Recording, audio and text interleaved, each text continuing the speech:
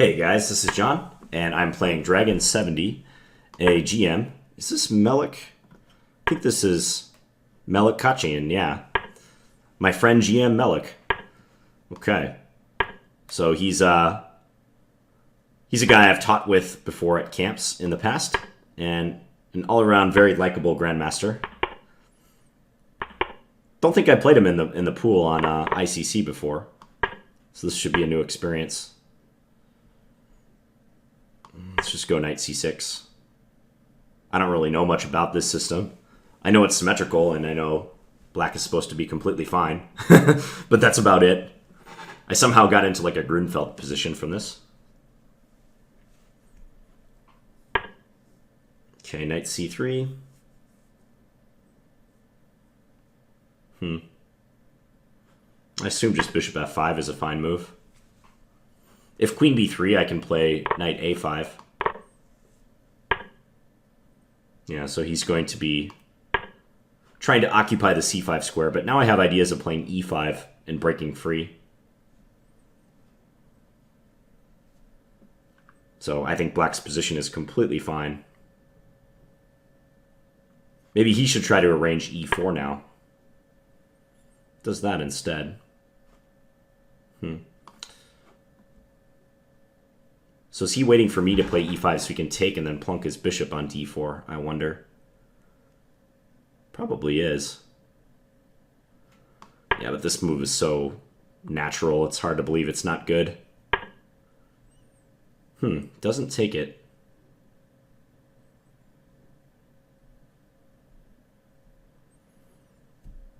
Okay, just attacks my c6 pawn.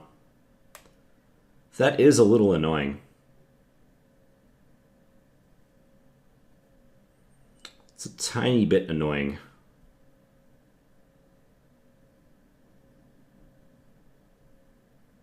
Yeah. Maybe queen a5 last move was more accurate. Because now if rook c8, he might be able to take, and my a7 pawn is going to be hanging.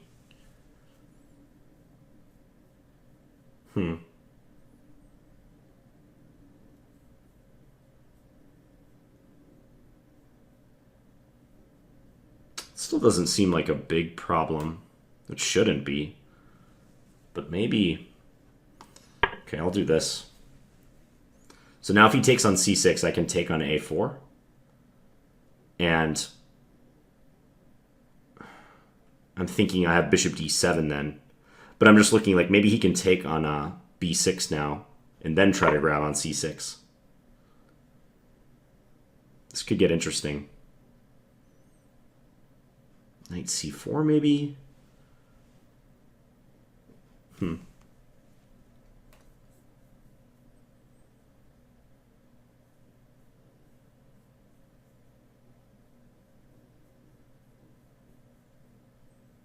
Yeah, I've created problems for myself now.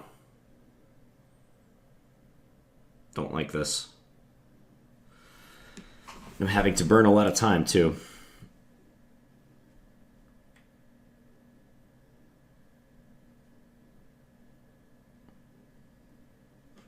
Alright, I'm just going to take on e5. I think he's going to come out ahead, though. Like, after a capture on b6. Oh, no, he's playing it safe. He's playing it pretty safe. Let's take...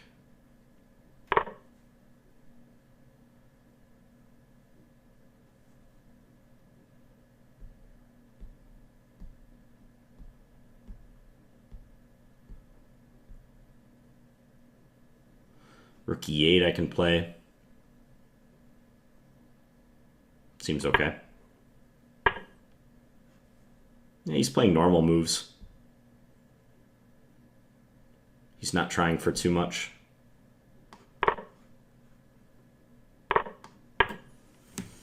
Alright, well, I thought there were ways he could have pressured me in that sequence, but now the position is stabilized a little bit. So... maybe he's a tiny bit better just based on the pawn structure. But my position looks very defensible at this point. I'll try to trade queens.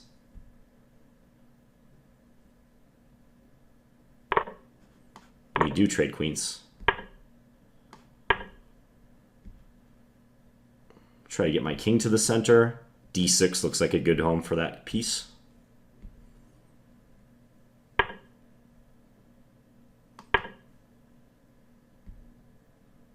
I have a lot of pawns on light squares. It's kind of annoying. And I have a few weak points, A7 and C6. But if I can get my king to D6, I stabilize things. The only problem are that there's some pawn breaks he might be able to organize, especially E4, that I want to watch out for. E4 could be putting a damper on things, but I think I'm okay. Like now if he plays E4, I think I can go king D6.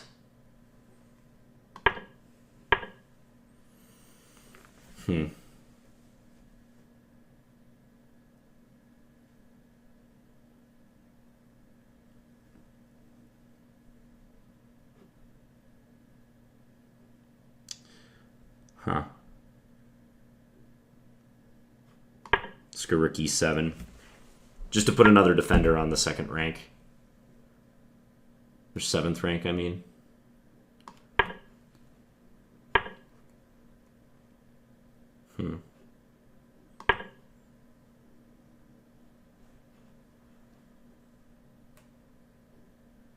I'm solid now. Very solid.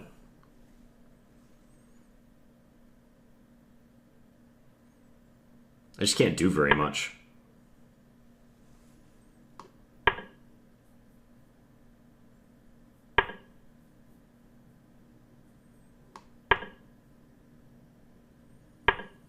Solid, but can't do very much.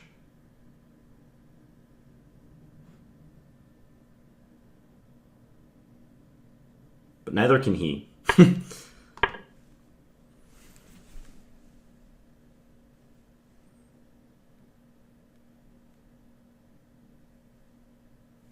Can't do much of anything either.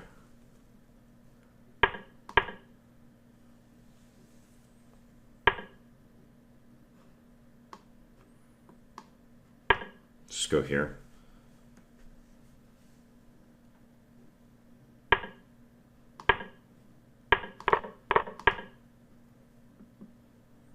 think I can hold out with my bishop there. We'll go G5 next. Get more pawns off of light squares. If king H4, I have rook H7 check. So that's good.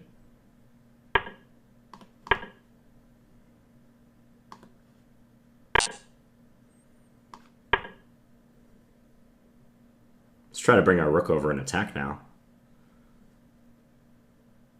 He might have overstepped the mark a little bit.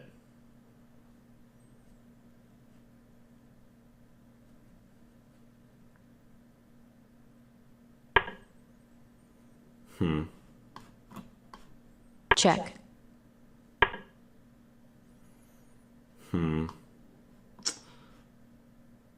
This looks like a good move.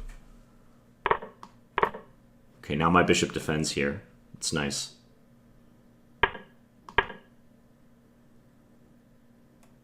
This bishop's really good here.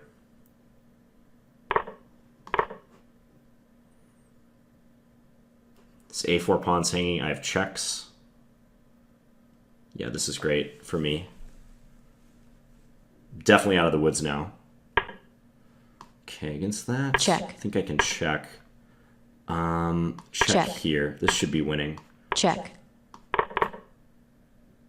Yeah, this is winning. One apiece.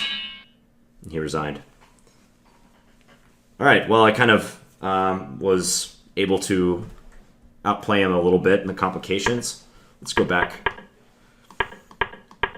So by transposition, we got into a line of the Grunfeld with knight e5.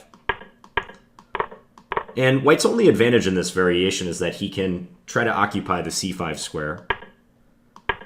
And I played to prevent that with knight d7. I bet this is some sort of theory, this position. And I think here I should have played queen a5. Main reason being, if he goes rook c1 now, I can play queen b5 and guard the c pawn that way. As played, I played this pawn break move e5, However, after rook c1, I don't have a really good way to defend this pawn, I don't think. Because queen c7 would run into bishop takes d5, exploiting the pin.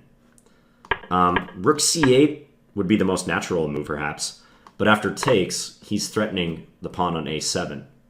And I don't think that pawn is poisoned. I think, like, let's say this, he probably could just get away with taking it.